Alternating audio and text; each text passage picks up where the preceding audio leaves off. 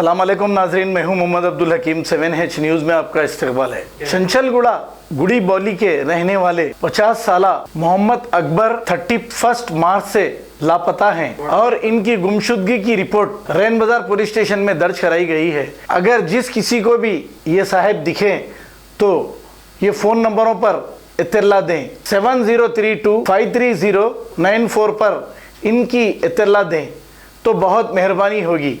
आइए देखते हैं।